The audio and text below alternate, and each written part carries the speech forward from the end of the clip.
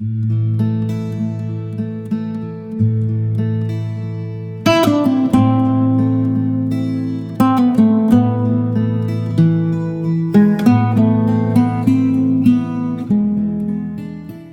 August of 2025, one day shy of my great grandfather's 136th birthday, I visited his grave in Ashland, Kentucky for the very first time. With a written letter in hand, I located his military headstone, made myself at home on the ground, placed a rose with a flag, and then took a deep breath. Before I share his story with you, it was necessary to first pay my respects and deliver a message many years in the making. Dear Wyatt, or should I call you Papaw? That's what I called my other great-grandfathers, the ones I knew anyway. Honestly, Wyatt, I took for granted that I had great-grandfathers in my life. We had Papaw Ralph well into my 20s. He told stories of locomotives, always seemed to have fresh green tomatoes, and loved my Nanny Ruth. Papaw Great on my dad's side was a carpenter, and only with us until I was 5 years old. I still have an audio cassette with he and I singing Polly Wolly Doodle through my giggles at his strong Appalachian accent. I didn't know my Papaw McCoy, but the stories about his life as a coal miner were often told at my aw and Papaw's house. You were the great-grandfather that was never mentioned, a man without stories. I didn't even notice that I had never heard about you. And I still remember the day I realized you were missed. Wyatt, I guess my journey to you began in 2009 when I started dabbling in genealogy. While visiting with my grandparents, I casually mentioned that I had been researching my dad's family on Ancestry.com. Of course, they had a million questions about how that worked. I tried answering in the simplest terms as possible. I had been down the road with Nanny and Papaw versus technology before. I told Papaw I may be able to find historical figures in his branch, as I was going to tackle the Renfro line next.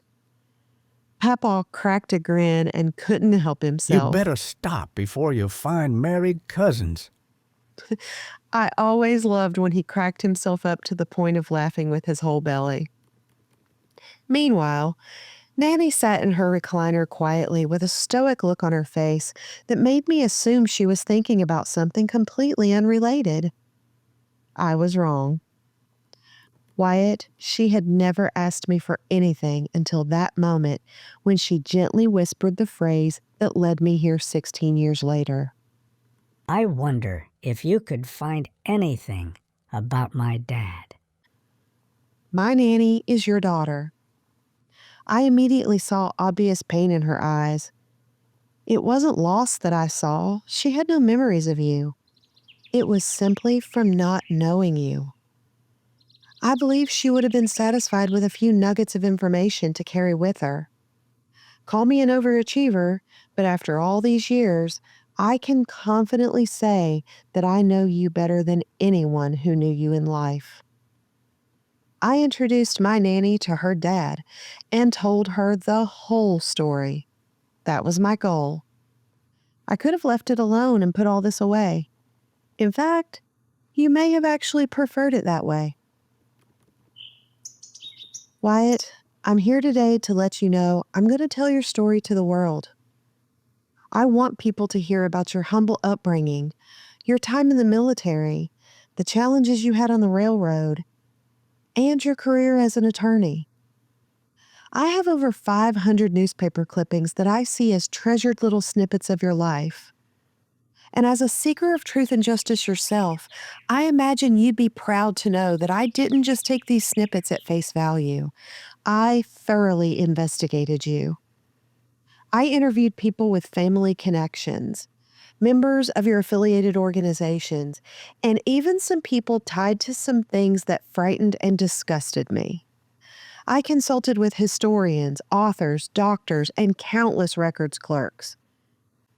Nanny was a great source also, as this project unlocked some memories she had forgotten, her own little snippets given or told to her by her mother, my Nanny Teubert. My priority was to make sure Nanny had the truth I had promised, untarnished by rumors and unproven speculation about you. With that said, I can't tell the stories of your adventures and accomplishments without including context from the moments that fill the gaps. I learned pretty early into my investigation that to understand you is to know the things you didn't discuss or want in the paper. When I started this letter, I thought I needed your blessing or even advanced forgiveness to tell your story. But in this moment, I realize it's more important to give myself permission. The story I'm telling is more than one about your life. It's like I found the tapestry of our family hidden in the attic and my journey to mend its frayed edges and missing corners. It's about bringing the threads to life so I could introduce my oldest best friend to her father while strengthening our already welded bond. So, Wyatt, people are going to hear things that you may not be proud of. But you can rest easy knowing that I am proud of you. And I recognize that because of every choice you made in life, I got to have this amazing woman to call Nanny. I love you, Papa Wyatt.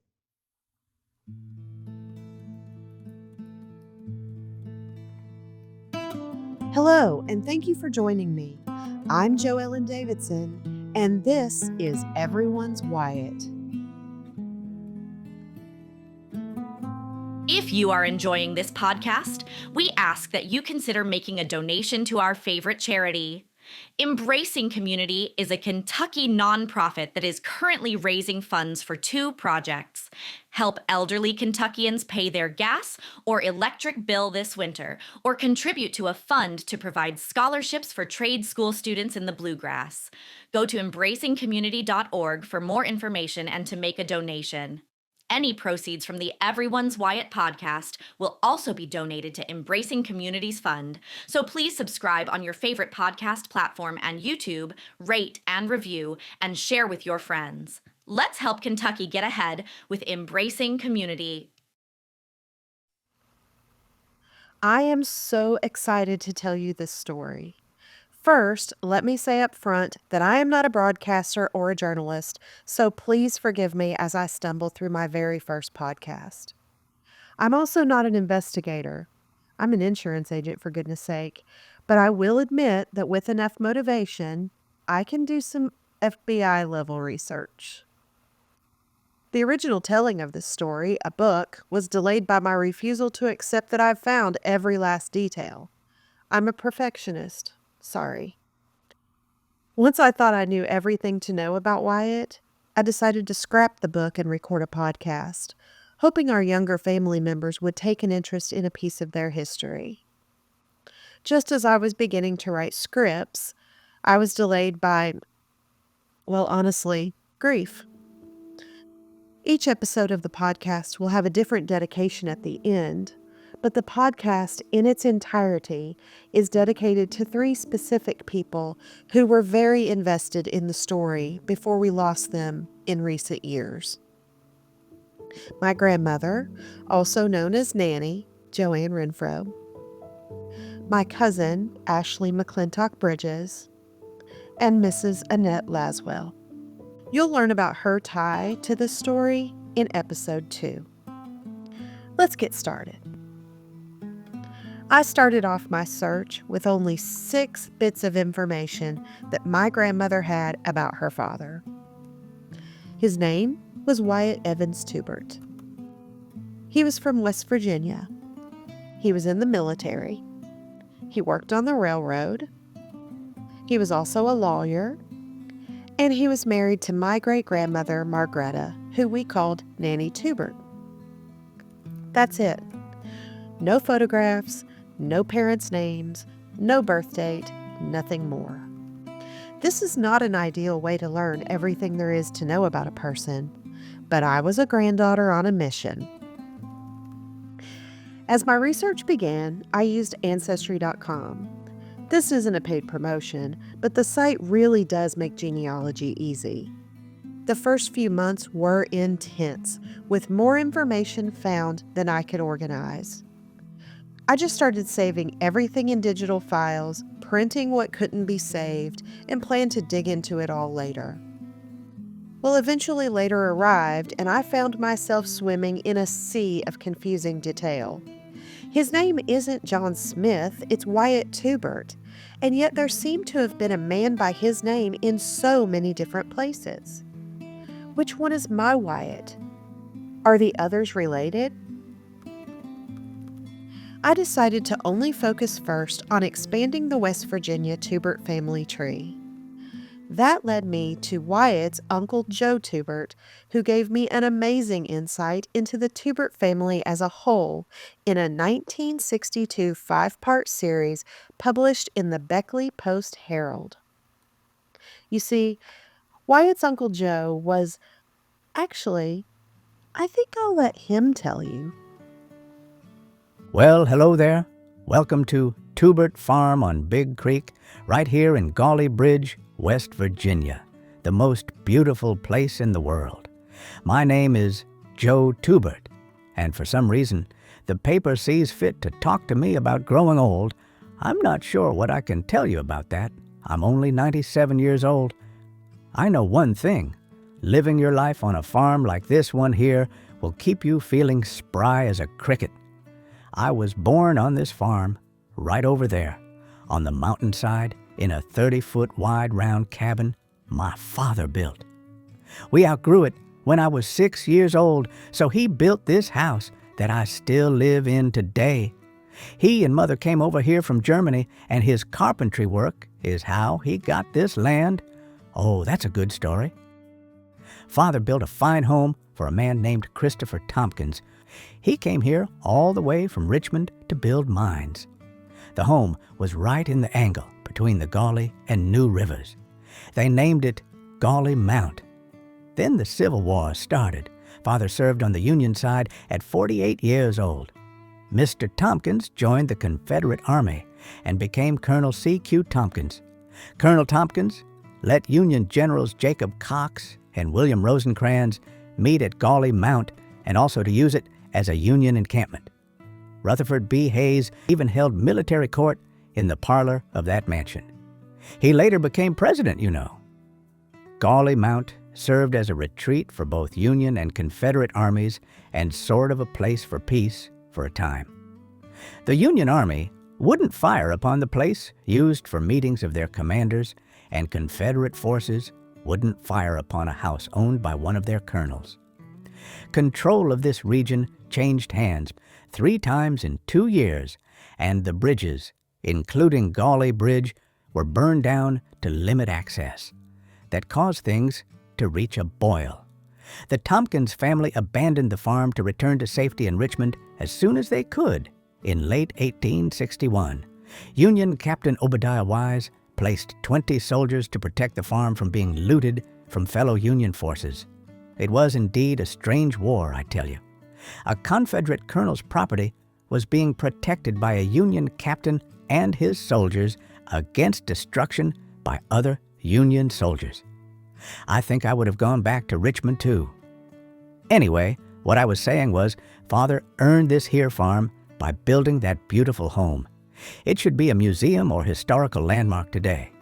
But it was burned to the ground by the Union soldiers Captain Wise was trying to shield it from. The best-kept secret in Kentucky real estate is EMB Mortgage Group, a division of Pro Mortgages, which has been around for 50 years. EMB Mortgage Group offers home loans for just about every housing scenario you could have. You know they're doing something right when 90% of EMB Mortgage Group's business starts with a referral from past clients or realtors they've worked with for years. Applying is easy at embkentucky.com or call the owner directly at 859-200-2709. An experienced loan officer based in Lexington will customize a home loan and guide you through the unique steps of your mortgage. Again, that's embkentucky.com or call 859-200-2709. Give them a call. Equal Housing Lender, NMLS 2071, Lexington, Kentucky. One thing you should know about us is we were all hard workers, every one of us. We were taught thrift and the virtue of honest toil by my father, and we handed that down to our sons and so forth. I don't think one of us ever did only one job at a time. Right outside my window is a big garden that I still tend at 97 years old. We used to call it the patch when I was a kid. It was always a patch of something. My wife, Mary, is the love of my life, but this farm comes in a close second. Originally, it was 200 acres, and Father deeded it all to me when I agreed to stay here and take care of him and Mother in their old age. Long ago, I gave 63 acres to my brother David and 51 acres to my other brother Charlie. Gum Springs Baptist Church also has a piece out on Route 60. So anyway, what was I talking about? Oh yes, the patch after the war. The patch was my father's peach orchard, the first one in these parts. People came from 30 miles away to get Teubert peaches. I mentioned hard work, but Father always had good timing too. That's a Teubert trait. They were putting the railroad up and down the New River. Father was able to sell 400 bushels a season at $1 a bushel. That was good money for the time. I carried on the growing when Father and Mother were gone. Some of the best money I ever made was with ginseng. Oh, we hunted some too. Father kept his Civil War musket. That thing roared like a cannon. We used that musket to shot treed raccoons. We had this coon dog named Dash that never barked unless he had one up a tree. He was about 60 pounds, and his bark could be heard from Big Creek to Gauley Bridge, I swear. One night, Dash was a wailing out there near Father's corn patch. I was pretty young and still learning to shoot good, but Father nodded toward his musket and told me to go get the raccoon. I ran out there, shone the light up the tree, and saw a big one, so I took a shot. Out fell a great big raccoon. Dash wasn't satisfied and kept on bellowing up the tree. So I lit it up again, took another shot, and down it came. Raccoon number 2. Dash sniffed both the animals and went back to the tree, still barking now. This made Father think I was out there missing, so he headed out to give me a shooting lesson. But as he got to the tree, I was already aiming, fired, and a smaller raccoon fell smack dab onto my father. Before we could laugh about it, Dash ran to a second tree and barked again. Me and Dash got 5 raccoons that night. Good old Dash. These wholesome family stories are such a treasure to me. At one point, I thought if I can't give Nanny anything more on Wyatt, at least I can tell her a little about those who came before him. In her youth, she had grown up praying for siblings, or at least cousins. One fall day in 2016, Nanny's patience was going to pay off as her prayers are answered. You see, I had found myself in an Ancestry.com chat with Uncle Joe's grandson, Joseph Edward Teubert, who would be Nanny's second cousin, close to her age and very eager to meet her. He and his wife were living on the old Teubert farm and in possession of the family Bible, where all the family marriages and births were recorded.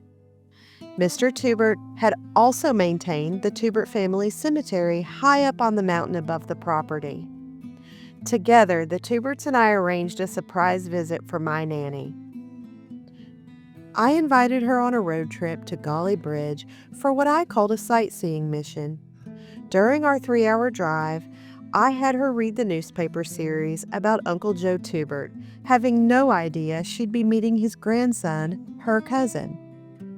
We talked about the Teubert farm, the Gauley Mount mansion that her great-grandfather had built, and a couple other places you'll hear about in later episodes.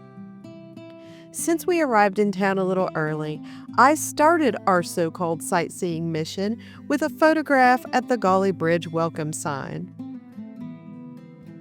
As our time to meet the Teuberts arrived, I casually drove to the corner of Highway 60 and Big Creek Road, just past Chimney Corner, stopped and pointed out Gum Spring Baptist Church that Uncle Joe had described in the article. Then I curiously looked ahead, down the dead-end road with small homes and trailers visible through the trees ahead of us. I said, "Hey, Nanny, let's drive down this little road and see if we can see any part of the old farm. Now, Nanny and I are definitely the rule followers of the family, so she was sincerely nervous, while I gave quite a performance in pretending to be cautious as I slowly rolled my car down the path between little houses and trailers. Occasionally, I'd even stop and act like I was searching for a spot to turn around. Of course, I knew Mr. and Mrs. Teubert were expecting us at the end of the road. When we arrived at his house, I put the car in park and said, "Let's go see if anyone's home." Then I laughed and told her that 2 people are anxiously awaiting her arrival, excited to meet her. Mr. Teubert and his wife Isabel were such welcoming, sweet people. They shared some sweet stories about their life and family that included names I recognized from the family tree. After lunch, Mr. Teubert brought out an obviously old, leather-bound Bible, well worn with ruffled edges to each page.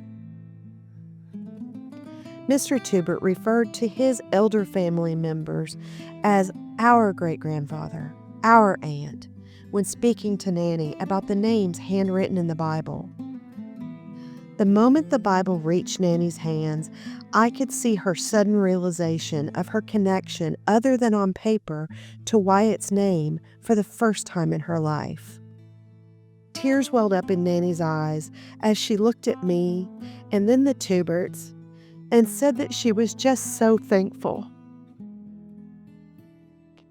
I sat at a slight distance, taking it all in. 3 Teuberts, catching up like cousins who had grown up together, telling stories, laughing, and being family. It's a scene that I have replayed in my mind a lot over the years. Among all the stories the Teuberts told us that day, not one of Wyatt. They had no information about him. Thankfully, by the time of this visit, I already had plenty. This episode is dedicated to Mr. Joseph Edward Teubert, who passed away just 1 month after the world lost his new cousin Joanne, known in this podcast as Nanny. On the next episode of Everyone's Wyatt, the shocking moment I learned that my Wyatt was in fact everyone's Wyatt. I deliver some dramatic news to Nanny that sparks a 40-year-old memory, and we take another road trip. I hope you'll join me for episode 2 called Mine, Yours, and Ours. I'm Jo Ellen Davidson. Thank you for listening to Everyone's Wyatt. Everyone's Wyatt is a production of Moon Media. Researched, written, and edited by Jo Ellen Davidson. Music by Homer V. Sparks.